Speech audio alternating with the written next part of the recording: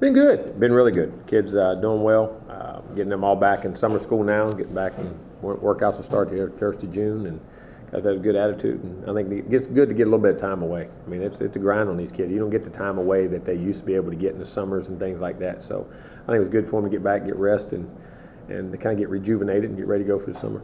There's a lot of talk, it's still early, top 25 polls and whatnot, but there's a good amount of chatter that you guys could end up a couple miles away from the national championship game. How good do you think this team can be? We have a chance to be a good team. We've got a lot of question marks, and with consistency and being what we want to be, and I like every team does now. And I always say that with every team I've ever had.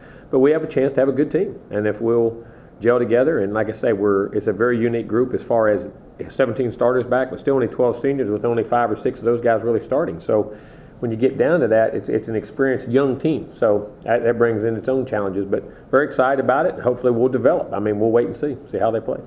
Coach, you've had tremendous success.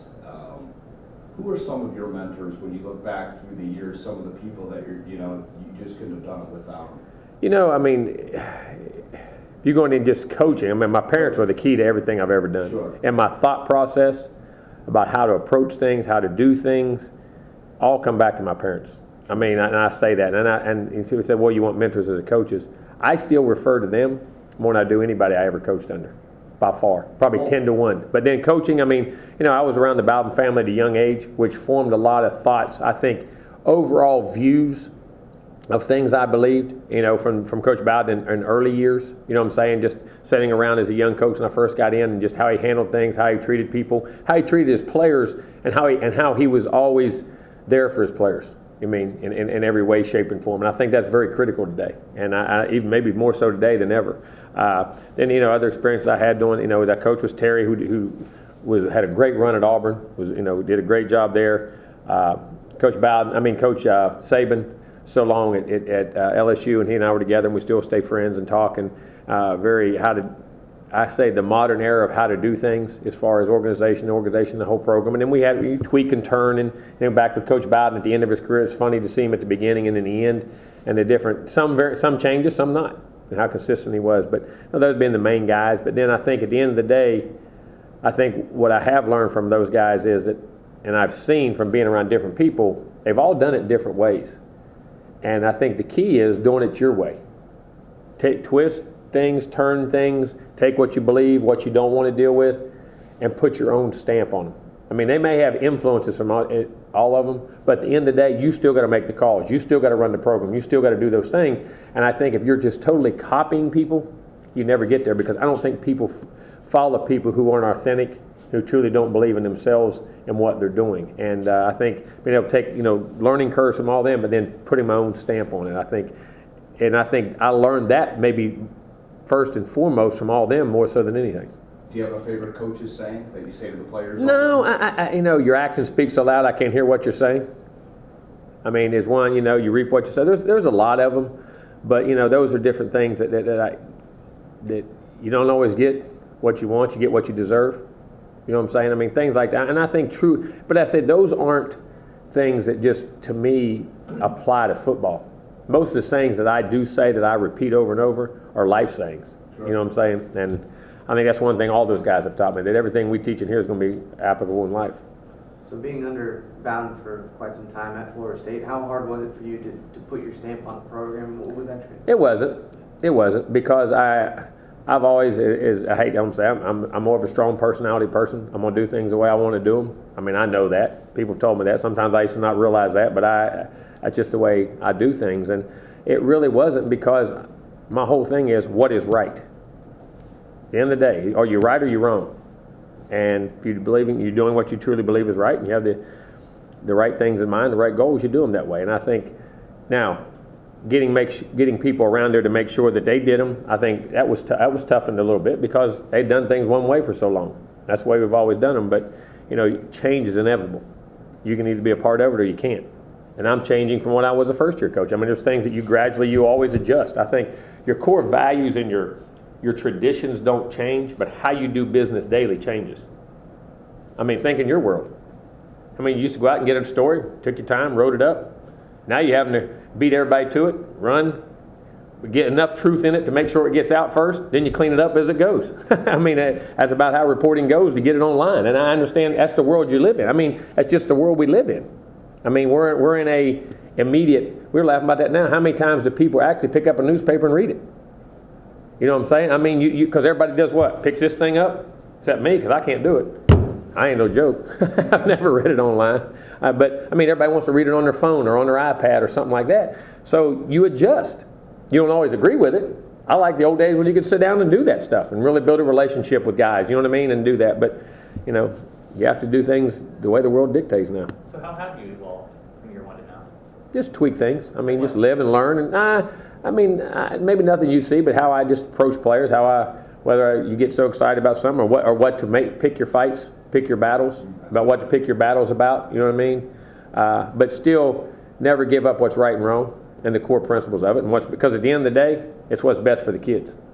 Because none of us, me, the AD, the president, the chancellors, the provost, the professors, none of us would have a job if it wasn't for the kids. So do what's right by the kids. And I think that's the battles you always got to fight. Have you ever had a loss that, although it was tough to swallow, was maybe one of the best things that ever happened to you? Because when you went home and you thought about it, you made those changes and you're just a much better coach maybe because of... Yeah. All losses. You learn from all losses. All of them. I don't know if you're ever better for them, but you learn from them. I don't say... I say you learn from wins. And I've learned from wins and even gotten by with things that say, you know something, I'll never do that again. Or I got to remember not to put myself to that extent because we got, that was good there, but that's not going to consistently do it. I mean, you learn from wins and losses. I think you learn from every experience you have, not just losses. You know what I'm saying? Everybody says you learn from losses. I think you learn from wins, and because our tendency in our world today is to dwell on the negative, and we harp on the negative. And I think that's why it's harder on athletes anymore, because we don't ever write about the positives. We're a negative world. We harp on the negative. We drive the negative. We want kids to be perfect. We want the world to be perfect. And we criticize everything else because when we write about good stories, we get bored. Nobody reads them. I mean, I hate to say it, but that's the truth. We're in a National Enquirer world. That's the kind of the world we're in right now, I say, and from a joking standpoint, but it kind of is. So, I mean, I think you learn from everything, and good, bad, and different. How's Sean coming along? Good. He's back to 50% on the treadmill, running real hard, starting to do drops already, and hopefully by middle of June, he'll be going full speed.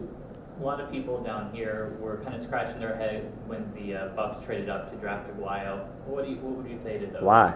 I think having a kicker and having a security of that as a coach and a guy that's consistent. I mean, think about this. New England had the best kicker in ball, and he did miss a PAT, which had him to go for 2 at the end of the game instead of tying it up. I mean, that's the best in ball, but he only misses 1. But when you don't have a kicker, tell me what a guard or a tackle is going to do more than a kicker does in critical situations. I mean, they're all just as critical.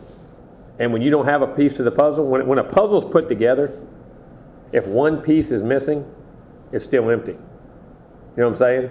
So when you can get the best kicker you've seen and one of the best in the history of the NCAA, why would you not? And to me, it was brilliant how they did it, because they got who they wanted with the 9th pick, who they were going to take anyway. With Hargrave, they moved the 11th, got the 4th round pick, still got their 2nd round guy, and then traded it away, and they wouldn't have had it unless they did that. So really, they didn't lose anything. To me, it was genius.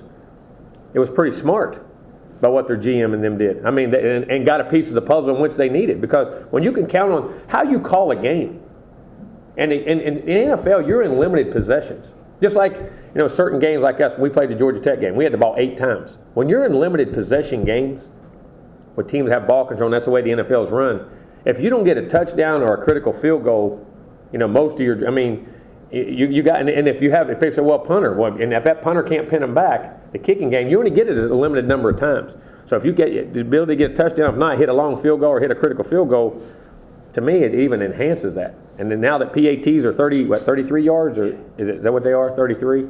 Or 30 something, whatever it is. The guy's never missed under 40. So far, to me, it's smart business. To me, I value. We signed 2 kickers, the number 1 and number 3 guy in the country. One's a punter and a kicker. And How many times to Florida State? I mean, early national championships? Wide right, wide left, wide right. History, yeah. I'm a Bills fan, that hurt. Yeah, I mean, if he makes that field goal, maybe the Bills win 4 Super Bowls instead of lose. I mean, it's still great No, teams. it's true though. But I mean, in the NFL, every game is so close. It comes down to kicks most of the time. Yeah. And being able to have a guy like that, I'll say this: most people that said that are people that ain't ever coached, and maybe that's including scouts. They said it. They ain't never been on that sideline.